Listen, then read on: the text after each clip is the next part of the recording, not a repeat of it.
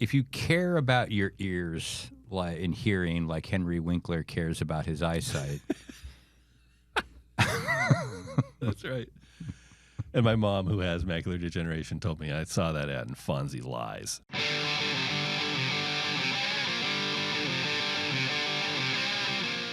I'm Arizona Family political editor Dennis Welch. Dennis, fake news Welch. Try to tell the truth. And this is the Politics Unplugged podcast. Dennis, if you have a problem with substance abuse, I am more than willing to talk to you anytime you need.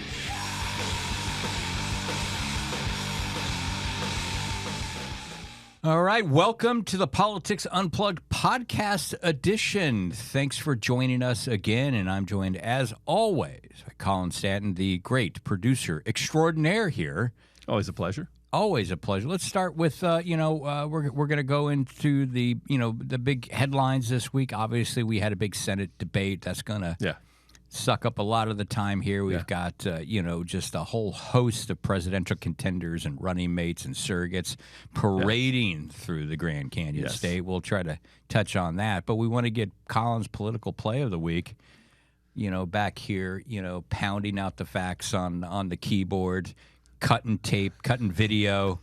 What stood out to you this week, man? Here's my one favorite thing I saw this week. Did you see that Trump told a crowd that we need to be careful because if Harris is elected, then the rest of this country is going to look like Detroit. It's going to be a mess. The question is, who did he tell that to? The Detroit Economic Club. I'm not sure that's the group for that message. I could be wrong. That sounds like a trite like rock and roll story. Like, good evening, Cleveland. Like, dude, we're in Cincinnati. Yeah. Oh, whatever, Cincinnati. Yeah. Maybe tell like a crowd in Texas that if you're not careful, this whole country's going to look like a dump like Detroit. Oh yeah. Maybe don't do it to the Detroit Economic Club. And like, look, man, I've been to Detroit numerous times. This Detroit bashing has just got to stop. I've only been through the airport. I've not actually been in Detroit proper. I hear it's not.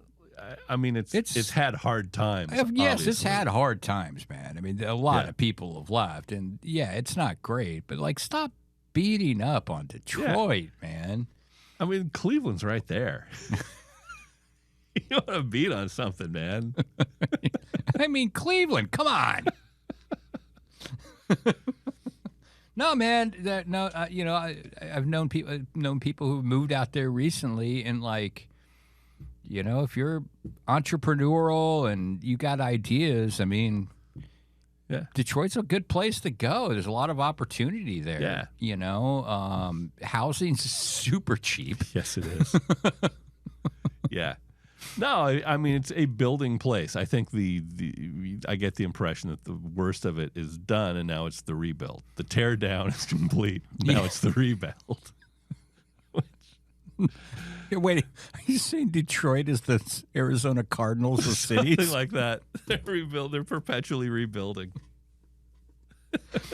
They're excited. Detroit just got Josh Rosen. Yeah. No, man. No, I always like Detroit for some. But look, I'm not well, maybe in that regard. I'm not right when it comes. I always enjoyed myself in Detroit. I thought the people there were really, really great. And it's just like people taking cheap shots at Detroit. It's like, oh, come on. Yeah. But with Trump, we kind of know what he means by that when he says that. And maybe, that's the point. Yeah. Yeah, still probably not the audience to still pull not, that out not for. the. I'm not sure the Detroit Economic Club finds Detroit to be that funny. Wow. Yeah. I think my moment, the biggest moment of the week for me, and we'll get into this with the debate, and as we segue into the debate, was the moment at the end there when Ruben Gallego presses Kari Lake. Would you clarify for Arizona voters, did you win or lose the 2022 election? Yeah. And her response is, can we talk about water really quick?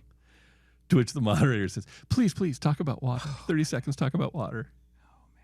Oh, man. Yeah. Yeah, it was something. Yeah, man.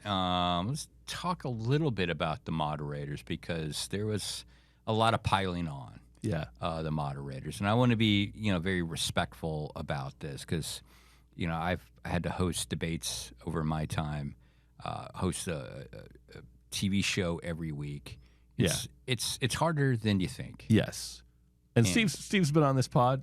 Steve's friend of the pod. Yes, good guy. And does good work. Yeah, great work over the years. And see people piling on and what they did. I'm sure they would be the first to tell you, well, sure, we could have done a better job.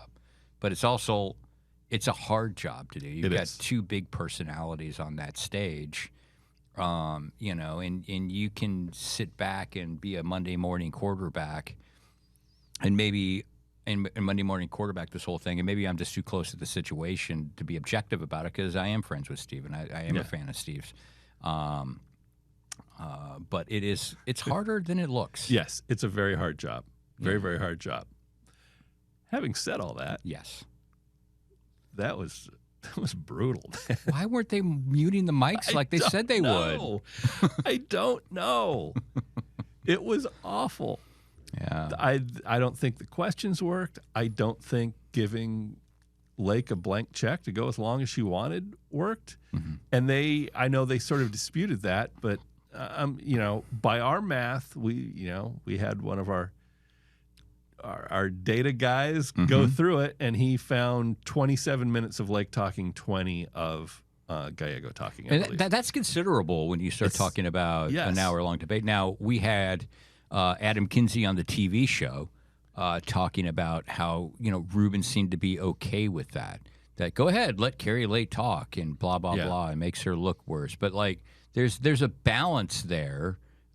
People are trying to make decisions on how they're going to vote, and they want to know who they're voting for. You could have moved this along, obviously, to do that. One of the other things that stood out to a lot of people, I know we were reporting on this the night of, over half that debate was on immigration. Yeah. I know it's a big issue. We hit the 30-minute mark, and that was still the only thing they'd talked about. Mm-hmm. And there are a lot of issues out there, man. Immigration's important to people. I think we know where she stands on immigration. We've had years of where Carrie Lake stands on immigration. Mm-hmm. And, when you give her 2 minutes, then you ask a follow-up question, you give her 2 minutes, and, I think she was running out of stuff to say about it. Yeah, I would have liked to have seen more on housing. It's the funny. Housing stuff was not. Yeah, because to me, don't get me started, because nobody has seriously addressed housing in Arizona. No. We've done reporting on this, and we know from we see on our ratings and feedback on the political show or just regular reporting. I know Morgan Lowe, our chief investigative reporter, has done really good work on housing itself. People are interested in it. Yes. They watch this stuff. Yes. They email us about it. Yes. Not in a negative way, but but we get the people are interested in this. Yes. It polls high as a top issue with the voters, and I think it's very much connected because you always get those stupid polls every 2-4 years, every election cycle. What's the number one topic with the voters? Yeah. It's usually like so and so. So it's one issue A, issue B, and the economy. Yeah. But the economy is everything. Is everything. Yeah. And I think housing costs is very much tied into that. Yes. And people's fear of that, they have less money in their pockets. They're spending a lot on a mortgage now, or their rents have gone through the roof. And nobody has really seriously addressed this issue. No. There's been some people at the legislature, we're championing the fact that they passed the casita bill. Well, which does nothing to affect the housing. If you want to have a casita, it's great for you. Yeah. But in terms of addressing the housing crisis, it's a non-starter. It doesn't do anything. No, in Arizona is the ground zero for this goddamn housing issue, crisis, whatever you want to call it. Yeah. And it has changed. It has fundamentally changed Phoenix, the Valley.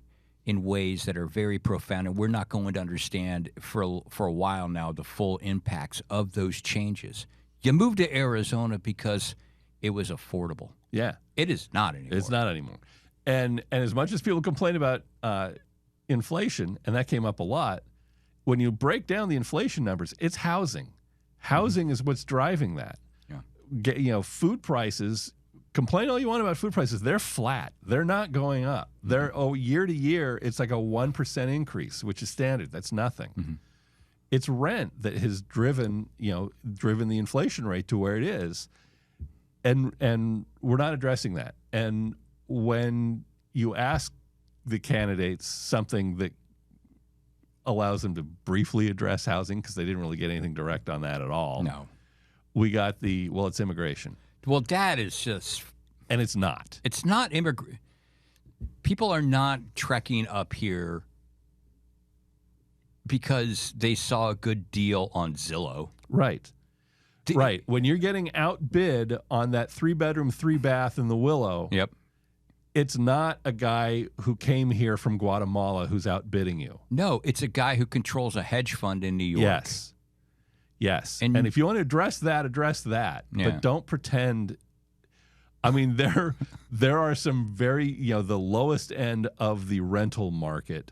Mm-hmm. Yeah, maybe immigration's affecting that. But mm-hmm. That's when people talk about the price of housing, that's not really generally what they're talking about. No. Housing prices and just basic rental prices are nuts. Yeah. And that's not immigration. That's hedge funds. Yes. And this is a real issue that Arizonans are dealing with, grappling with, has been struggling with. And I would have liked to have seen some more discussion on that.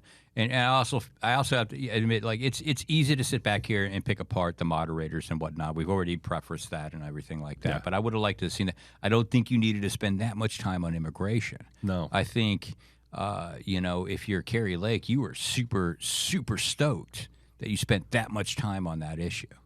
It's the pet issue. Yeah, I mean, and again, she was just repeating herself by the end of it because no one has that much to say about it. Yeah, and Gallego has evolved on the issue. We went from calling it a big, dumb, stupid border wall to embracing the idea of building more border wall. Yes, to boasting how he voted in favor of building sections of the wall. Yeah, I mean, but like he's not the only one with the extreme makeover that Carrie Lake is accusing him of doing. She's also evolved on her position on abortion. She's in a tough spot to accuse anyone of an extreme makeover.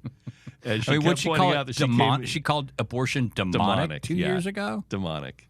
Yeah. And now I guess it's up to the states to decide whether to be demonic. If a state chooses to be demonic, well, we'll have demonic states then, and that's great because that's what everyone wanted. Everyone who universally hated Roe versus Wade. Yeah. They all wanted...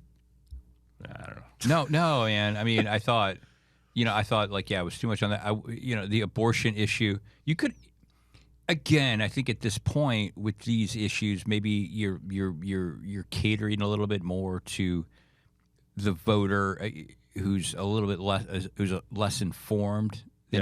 Obviously, you and I, we're in this every day. Yeah. And we know a lot more about this, but there are some other issues you could have been hitting on. You have to be willfully ignoring and avoiding politics to know where Ruben Gallego and Carrie Lake is on abortion and immigration. Yeah, it's pretty clear. I mean, the ads are all over the place. Yes.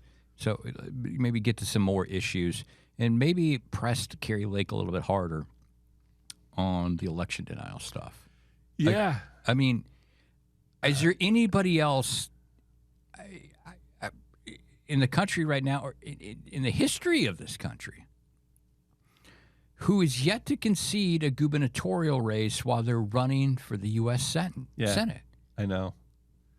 It's bizarre. And for her to be asked point blank and then to beg off of it, and then the moderator says, "Yes, please. Don't answer that." She's still got a case working its way through the courts. Yeah. Her one of her favorite defenses is to say we're the ones that keep asking her about it. Well, yes, she still has She still has cases in court. Yeah, I mean, including the one where she acknowledged lying in the Stephen Richard case. In her long time, what she described it, her illustrious journalism career. Yeah. Does she not understand why we were asking about this? Of course she does. She's it's not an honest argument with that, I don't think. Yeah. And so after that debate, the candidates were given an opportunity to come back into the spin room, address the media, take questions for 15 minutes apiece. Yeah. Ruben Gallego came out, only took 4 questions. I mean, that was a bit of a bummer on his part. He should take more questions. Yes. But it was 4 more than Carrie Lake took. Yes. Carrie Lake did not show up. She sent some minions, some surrogates. Yeah. Charlie Kirk, Senator Barrasso from Wyoming. Yeah. Some woman who I had to ask, like, who the hell are you? Apparently she's a CPAC. And they weren't, and Carolyn Wren, Carrie Lake's campaign manager. Yeah. And we asked Carolyn Wren about the non-answer on the 2022 election, and Carolyn Wren said, "Well, she's already answered that question." Yeah. And moved on, and we were like, would you mind just restating her answer? Or would you have to go back to those numerous lawsuits? She's also made her statements about immigration, too, but happily did another half hour on it in the debate. So maybe you can just answer this one. She'll reinstate her answers on immigration anytime you want. Yeah. So fascinating debate. I wonder at this point, I should qualify, I don't think it changes the game. I don't think there was a moment there. No. Carrie Lake heading into this, according to the polls, if the polls are accurate, we always got to put that caveat on there. Heading into that poll, Carrie Lake really needed a moment to change the perception of this race, to change the momentum of that race. I don't think she got it. Ruben Gallego's attitude, I think, going into that, it was like, don't mess this up. Yeah, he was playing defense. Yeah, yes, don't screw this up. And to that point, I do think he was happy to let Carrie Lake talk a little more and whatnot, and just don't say anything stupid or that becomes a viral moment. And I think he accomplished that. Yeah. And Carrie did not get the big moment, the big aha that she would have wanted. Yeah. Whether she claims it or not, it's just, I don't see it all over the socials. No, she was more poised than he was. She's been on TV for 20 plus years. Yeah. And is very comfortable there. He's less comfortable in that format. By the end, he was more comfortable than he was at the beginning. If you're new to this and you're tuning in, Carrie Lake looked a lot more in charge of herself and what she was saying. Yeah. That was clear. Yes. It's a function of she's been three decades in front of TV cameras. Yes. And she's very skilled at that. She's an excellent communicator with that. Ruben had started off, he looked a little unsure of himself and a little uncomfortable up there in this. Because, again, there was a lot of buildup to this moment. Yeah. I mean, it'd been building up all year long.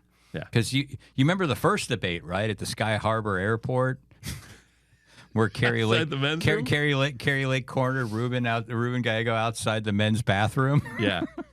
While conveniently wearing a microphone and having a it's been building since then. Yeah. And I think at the end of the day that voters may have left that debate wanting more. I don't know what you learned new from them. I mean, I'm guessing most voters left that debate 5 minutes in. Yeah. It was a hard watch for me, and I cover this stuff. I think the average viewer was turned off almost immediately. Exactly. I mean, from those I've heard from, that was the reaction, that it was just unwatchable for them. Yeah.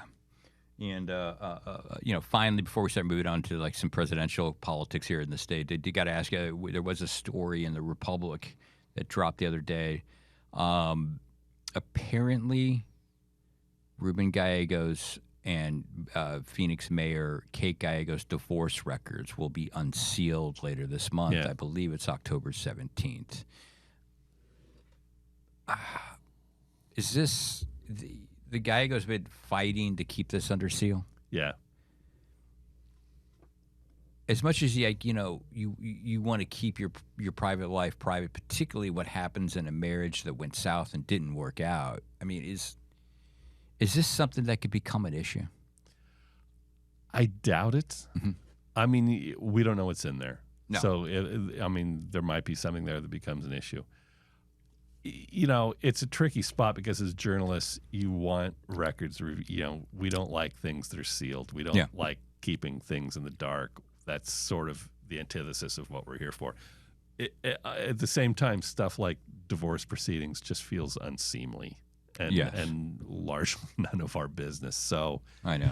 I struggle with these things every time.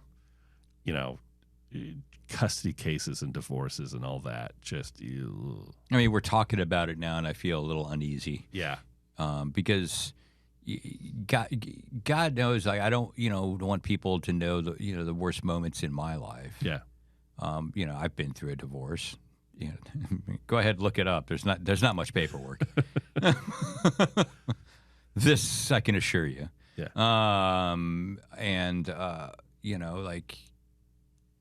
You're sometimes not your best moments. Yeah. When you're going through that. Mine was divorce was pretty easy. That's why there's no paperwork. Yeah. But you got two very public officials out there. They're probably thinking of they say they're thinking of their son, and which I'm sure they are. Yeah.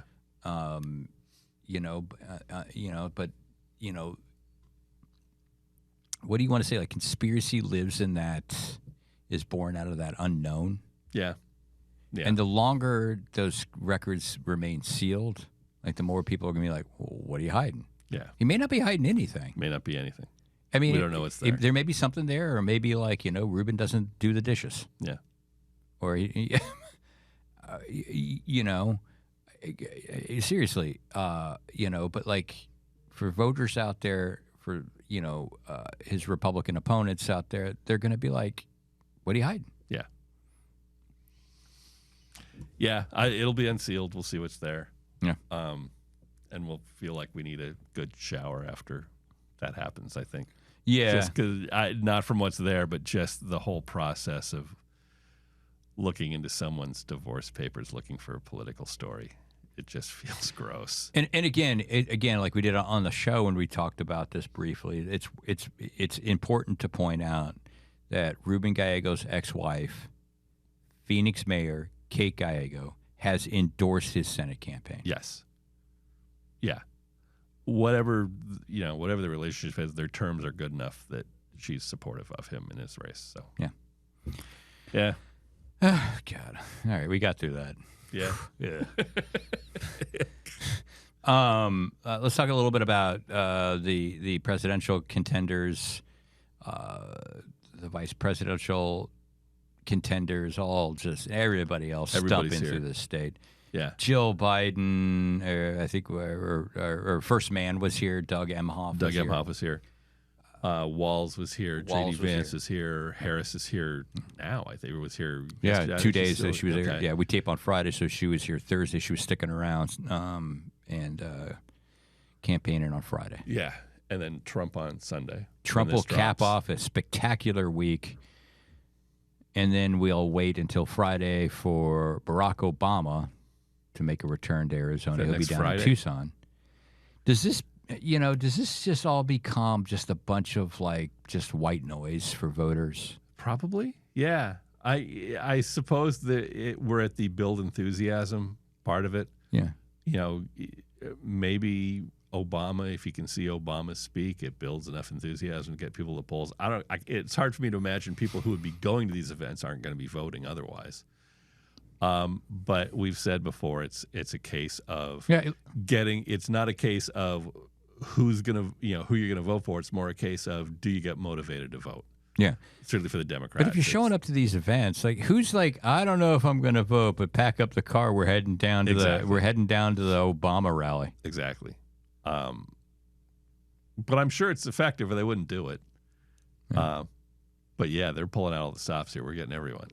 I'm kind of wondering though too, because you look at the map, and there's some interactive electoral maps. I would you Google them. go play with them. It's fun. You can lose too much time if you're like me, messing with that. And, we spoke about a little bit about this on the show.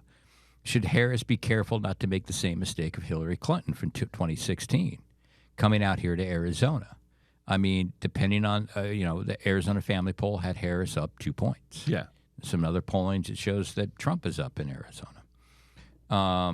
But it seems to me that, 95% of the ball game for the Democrats is Pennsylvania. Yeah, but it's not like they're ignoring Pennsylvania. I have no issue with them coming here. I mean, the difference between now and 2016 with Hillary Clinton was Hillary Clinton wasn't going to win Arizona. Mm-hmm. And she didn't. And, she spent a lot of time campaigning in places other than Wisconsin where she really needed to be, in retrospect. Yeah. That's where she should have been. And they weren't in the Midwest. Yeah. Harris is in the Midwest. She's in Pennsylvania. She's coming out here. We have enough electoral votes here that it makes sense to be here. It's in play. So and Obama. She had Obama in Pennsylvania yesterday, which is a pretty good get. Yeah, and I guess too, you can make the argument that like when you're out here playing in Arizona, that Trump has to pay attention to Arizona. Yeah. And these things get picked up nationally to a point where you're still seeing the message if you're in Pennsylvania. It's good to be there and be addressing Pennsylvania issues directly. But they're seeing her here. They'll see Obama in Tucson. They'll get all of that. Mm-hmm. I find, we were talking about this briefly, I find the Trump approach interesting because he's campaigning in a lot of places where I don't get why he's there. And maybe it's just a matter that, he knows the rally's going to be carried on Fox and Newsmax and the other right-wing things, so it doesn't much matter where he is. Yeah, the Coachella event was a real head-scratcher, right? Yeah. Not only is it in California where Trump is not going to win, but Coachella in particular is 4-1 Democrats and 98% Latino. He's not. It ain't Trump territory, mm-hmm. but he's having a big event there. Mm-hmm. To me, it's an odd approach. Yeah, it is a strange. He's also taken a different approach to this campaign too. He's been appearing on a lot of podcasts. Yeah. And Harris, to her credit, has been starting to do some of that as well. Yeah. She went on a podcast like Call Your Daddy. Yeah. Apparently, this is a real popular podcast with folks. With a demographic that ain't me, so I don't know much about what's going on there. And it's funny. One thing I've noticed is how much this seems to upset a lot of the legacy media, because the New York Times has been in a snit for over a year about not getting interviews with Biden or Harris. And acting like, well, they're not talking. No, they're talking. They're not talking to you. Yeah, but they figured out that you don't matter as much as some of these other things. And if they want to reach a certain demo, Call Her Daddy is going to reach the demo in a way the New York Times is not. And I've not heard that podcast yet, but like if you listen to some of these, I did listen to a couple of podcasts that Trump was on, and if you listen to the questions and the tone of those shows, you understand really quick why candidates would prefer to be on those shows getting their message out as opposed to sitting in front of, a grizzled, hard-edged reporter from the New York Times like Maggie Haberman. Yeah. Because, that's the options that politicians have today that they didn't have 20 years ago. Yeah. They can go on these friendlier outlets and that have a very big audience. And control the message that they're getting out. And typically the audience is a pretty specific demographic. So if you want to hit that demo, this is a great way to do it.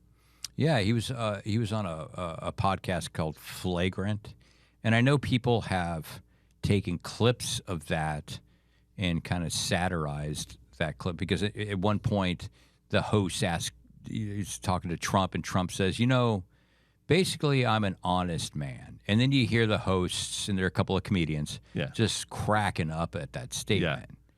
But if you listen to the whole podcast, they start off talking about him being a father, being a dad. Really, if you're Donald Trump and his campaign, man, you love that. Yeah. Him talking about real human experiences instead of dogs eating cats. Yeah. Dogs and cats are being eaten by immigrants, I should say. Yeah. That's a big win for that campaign. Yeah. You know? Yeah. If it has enough of an audience, it makes a lot of sense. Yeah. And I honestly, these are podcasts and I listen to podcasts. I hadn't heard of these podcasts before candidates started appearing on them. But again, I'm not necessarily. Well, it's like a lot of people audience haven't for heard Call of Her this Daddy. podcast, but we're That's extremely true. popular. Yeah. No, we have our niche. All right, man. Let's talk about something fun. Yeah. Cheer me up. I mean, we got 25 days left of this election cycle, or 20-some days left of this election cycle. It's and that core audience we have, they're here for politics, and they're here for us complaining about music lists. And Eric Clapton. And Eric Clapton, yeah. Dude, seriously, I got to call out Barrett Morrison on Yeah. the TV show before we were taping, praising Eric Clapton. Yeah. How he should dare know better. you? He should know better. And then he got Sunshine of Your Love stuck in my head afterwards, which is not cool. So today's music list we can complain about. Mm-hmm. Forbes posted a list of the 30 best rock bands of all time. Because when I think music, I think Forbes. And to be clear, Forbes.com, it's not really you think of Forbes and you think like business reporting. And Forbes.com is more of a, if someone's willing to write it, they'll print it, I think. Forbes.com is not a lofty standard to meet. So having said that, they put there's a list of the 30 best rock bands of all time. They did not include individual artists, so they went strictly band.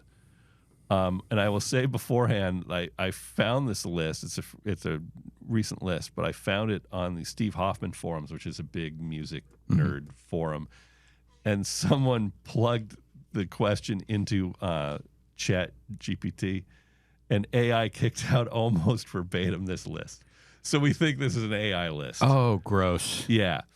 Shall I go through it? 30 Yeah. to 1? All right, 30, Aerosmith. 29, ZZ Top. 28, Tool. Really? I would not, I don't know. 27, Oasis. 26, Kiss. With special Kiss? Kiss made the top 30. No, Number 26. they don't make my top 100. No, they do not. Sorry, without makeup, they're a terrible band. And with, I thought Kiss was awesome when I was 8. Yeah. I moved on by 9. When they put their own blood in the comic books. Remember that? Yeah. 25, Radiohead. Okay. 24, Journey. That's a no for me. Yeah. 23, Nirvana. Okay, they're bands that influenced Nirvana that don't make the list that would probably have higher. Pixies, but, of but I course. like Nirvana. Yeah, I know. But if you're gonna rock bands, the impact Nirvana had on music, they are much higher on that list. Yeah. 22, Cream. Automatic disqualification Yes. because Eric Clapton it's a was Clapton in that thing, band, so that's no. discarded very quickly. Yeah. 21, Heart. Sure. 20, Guns N' Roses. Should be higher on the list. 19, Rage Against the Machine. I'm not putting Rage Against the Machine above Guns N' Roses. No. 18, Rush. I think pretty much automatic exclusion for being Canadian, but I'm not a Rush guy. I've never been a Rush guy. No. That's a big fat no for me. 17, Iron Maiden. Just in town like 2 days ago. Okay. Yeah, I mean, oddly, I don't think, did Iron Maiden finally make the Hall of Fame, or are they still waiting? I don't think they're in. If they are in, it's a very, very, very recent thing. It's just sort of funny that they're popping up. Well, I mean, at they 17. should be in just for the fact that Bruce Dickinson pilots Iron Maiden's commercial jetliner. Yeah, it's impressive. 16, U2. I'm a big U2 guy. I'd have U2 higher than this. 15, The Clash. 14 is The Doors. They put The Doors above The Clash. No. Yeah, absolutely that's an not. absolute non-starter for me, and I hate The Doors. I cannot stand The Doors. Which is funny because one of my absolute favorite bands is Echo and the Bunnymen, who are so heavily influenced by The Doors. Side note, I don't want to get too far off topic, but can you think of another band that after the band ended that the members went on to do absolute crap. Like, had such bad post-band, careers than the Doors. Because, they did crap. I will throw this out, though. Ray Manzarek, the keyboardist, produced the first few X albums and appears on them. Okay, well, okay. Yeah. There's that, but but outside musically? of that, I mean, yeah, Robbie Krieger, John Densmore pretty much disappeared. And they actually put out an album or two after Morrison left that are, shall we say, not highly regarded. But yeah, that was was pretty much the end. So that was 14, The Doors. Number 13, The Who. I like The Who. I'd have them higher than this. 12, Black Sabbath. 11, Fleetwood Mac. That's pretty high. It feels pretty high. I'll give them, the early incarnations of Fleetwood Mac, I think, are generally more interesting than the later ones. But this is when they were breaking up earlier or later? When did they start before? Having... they started in the '60s, and Peter Green was a guitarist, and they did some really interesting stuff then. And then he left, and they went through another version that had like Bob Welch, and then that ended, and then they brought in Lindsey Buckingham and Stevie Nicks, and that's the version everyone like. People think of the original. If you say the original lineup of Fleetwood Mac, they think it's Lindsey Buckingham, Stevie Nicks, Christine McVie, John McVie, and that's when they just and that's like the third or fourth. Speaking of divorces and marriages, did they just basically at that point exclusively write songs about their relationship? We don't need to see any paperwork unveiled there because it's just look at the Rumors album. That's Track 4. much what it is. Track 4 on Rumors. Yes. Yeah. So we're at top 10. 10, AC/DC. Whatever. Sure. 9, Metallica. Sure. They played Billy Barty's Roller Fantasy. I mean, what more do you want? Number 8, the Eagles. I'm strictly Big Lebowski on that one. Oh, man. Just don't tell Morgan. Morgan Lowe, chief investigative reporter for CBS 5 News, is a major Eagles fan. Yeah, I'm not. Number 7, Van Halen. I like Van Halen. Seems a little high, but I like Van Halen. David Lee Roth version. I got nothing for the Hagar. Okay, number 6, the Rolling Stones.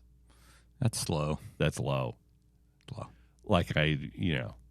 Anything below number 1 for the Stones on a rock and roll list, I think is probably low. 5, Jimi Hendrix Experience, which feels like a weird inclusion if you're not doing solo acts, but you like. Yeah, because when you think of Jimi Hendrix, Springsteen you're like, and the E Street Band don't qualify, but the Jimi Hendrix Experience does. Yeah, but okay, I'm not going to argue with their, like 3 albums that were brilliant. Yeah. 4, Pink Floyd. Ugh, where's the rock in that? I've never been a Floyd guy at all. And along those lines, number 3, Queen. Yeah, we talked about this in the news. Way overrated. I've never been. And I remember in the '80s when they were in their later period.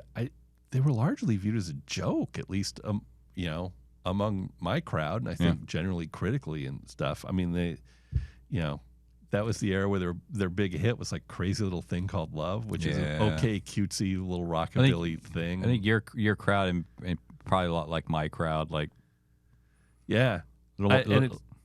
then Bohemian Rhapsody ended up in Wayne's World, and they got this whole rejuvenation where they're like a classic rock legend, and I thought they were kind of clowns. Like, really? Like, another one Rides the Bus is legendary rock stuff? That would be, another one Bites the Dust. You're confusing them with Weird Al. Weird Al. Another one Rides the Bus. Number 2, the Beatles. Yeah, I'm always just a little surprised on a list like this when the Beatles are not number 1. I don't want to get into the Beatles, Stones. No. Number 1, Led Zeppelin. That'll be a no for me, dog. I like Led Zeppelin. I'll have them top 10. The whole a lot of those bands I don't have a problem being in the top 30. It's some placement there. Yeah, I think Nirvana is way too low. Stones. I'd have the Stones number 1. But I don't have a big problem with that. Like Cream, we've already discussed. Yeah, the Cream's not making my list. Just discard. The Kinks not making the top 30. I thought was the Kinks odd. just get routinely disregarded and disrespected. It's generally a. Where's the Ramones on that list? The Ramones are not on the list, which is a crime. Yeah, you got to have the Ramones on the list. Talking Heads is not on the list. REM's not on the list. I think they want more. Guy with long hair and spandex is rock and roll as opposed to stuff like that. It's kind of a narrow view of rock and roll on this. Why is Rage on that list? They put out one record. I don't know. Right? Like I don't know. I'm not a big I'm not a big Rage guy. Around that long. They were not. They have not put out much music. No. They successfully, wedded metal and rap together. Which was already happening. No one needed that. Yeah, no one needed that. Which was already starting to happen. Yeah. And when Pioneers like Limp Bizkit. Oh. Corn. Why are you trying to ruin my day, man? I'm sorry. That would Limp Bizkit would make my top 10 most dreadful bands. Yeah. Like the Smiths aren't on it. And I get that maybe they don't really fit the mold of what they're going for, but they have Oasis on here. Smith should be on that list. Yeah. Smith is a highly influential rock band, and they're great. I mean, influencing bands like Oasis. Yeah. And speaking of that too, like other bands that are very well known and hugely influential is Joy Division. Yeah. I mean that band. You don't understand how many musicians bands that cite Joy Division as something. Yeah. And Spawn New Order, which is also a great pioneering electronic band. So. I don't know. And Guns N' Roses should be higher. Yeah. That was a band like being a young punk rocker, I just did not like them much because they were from that hair metal scene. But the older I got to appreciate them more because you listen to the music on that. I could take or leave, Axl Rose's vocals. Yeah. But the songs they wrote on that first record and some on the second record, was just classic, just great guitar riffs. Yeah. I mean, I was, you were more the hardcore type. I was like the new wave kid in the 80s. And even I thought, this is really good. Yeah. Yeah. It was, it was far outside my wheelhouse, but it was very good. Yeah. Early Van Halen was a lot like that too. Early Van Halen was amazing. Yeah. Van Hagar can just go. Yeah, it does nothing for me. just go away. Yeah. Yeah. I mean, Sammy got Hagar. infinitely less interesting. It's like, what do we need? How about a guy who sings about the speed limit? Yeah. Yeah. I mean, David Lee Roth was a great frontman, a great entertainer. Nobody's ever going to say he's a great singer because he wasn't. I don't think he would ever say he's a great singer. No. But, man, that guy was an entertainer. Maybe one of the best rock and roll frontmen entertainers. That should be a list we should work on at some point in the near future. Yeah. Yeah, as a frontman, he's brilliant. Yeah. Oh, yeah. Yeah. Oh, yeah. All right, man. And before I go, I want to put you on the spot. Predictions on the Cardinal-Packer game this weekend. God. I'll go narrowly Packers. Okay. I don't have much faith in the Cardinals at this stage. No. But you're a big fan of Kyler Murray. I have limited faith in Kyler Murray.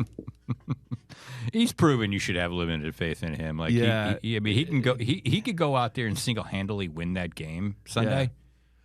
Or he could go out and just keep throwing it right into the lineman's mitts over and over, chucking it right into the guy with his hand up, like whacking it down over and over. He's got he's thrown for 7 touchdowns, 9 touchdowns, and only 2 interceptions. Yeah.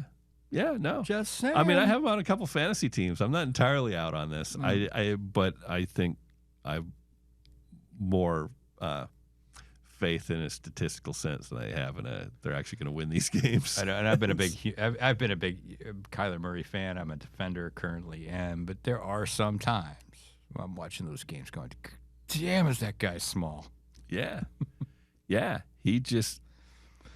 So many of the passes to me look like either they're batted down or it looks like he's thrown to a spot where you can't see if the receiver's there or not. Yeah, and I think I'm not this big of a football fanatic to go do this, but I think the real issues with him in the past and maybe currently now would be it's not the passes he makes, it's the passes he doesn't make. Yeah. He can't see the open guy. Yeah. I think that's where the issue with him is, and I don't know. I would love to see a big surprise there. I have no idea what's going to happen. This has been a weird football year. Yeah. I mean, just weird. Yeah. Jaden Daniels. It's been amazing. Been amazing. Yeah. And, I'm sure you saw that when he was at ASU, right? You're like, there you go. There's the rookie of the NFL Rookie of the Year. Too. Like, wasn't Brandon Ayuk one of his receivers? Yes. Yeah. Like, what the hell happened? Well, they hired Herm. That's what happened. ASU should be even more pissed. Yeah. I don't. Yeah, no, if I was an ASU guy, it would kill me to look back and see who they had and just how much damage the whole Herm Edwards, Ray Anderson thing did. Because it was huge. Just no clue. Well, there's a thing in college, like you can recruit and you can coach. The great ones do both. Yeah. And sometimes, when I was a kid in Iowa, after the University of Arizona stole my basketball coach, Lute Olson, as a young kid, it's a grudge I still hold. Yeah. By the way, we had they replaced him with a coach named George Raveling. Yeah. Real legendary coach. And Yeah. He was around for forever. I know he was at USC for a while. I don't know if He was at USC after Iowa, Okay. and he came from the Pac-10. I think he coached at Washington. All right. Don't quote me on that, but I think it was from Washington. And, man, that guy could recruit. Yeah. Just, so he inherits this team from Lute Olson that's ranked in the top 10, top 5 preseason. That team doesn't even make the NCAA tournament that year. Then Raveling spends the next couple of years landing these amazing recruits, and he doesn't do a whole lot better. Yeah. Finally, he gets fired, and they bring in Tom Davis. That man couldn't recruit anything, but he took that team that he inherited from Raveling and almost made the Final Four. Yeah. Right? So you've got to be able to do both. Yeah. And it seems like Herm Edwards was good on the recruiting side, but not so good on the X's and O's. Yeah. And other things we're learning. Yeah. Yeah. Yeah. Well, recruiting does get a boost when you refuse to follow any of the guidelines on recruiting. If you're not cheating, you're not trying. Yeah, apparently. Yeah. Yeah. All right, let's wrap it up there. All right. We'll see you next week for another, I'm sure, which will be another historic busy week in Arizona politics. That seems to be the way it's going, yeah. See you then. Bye.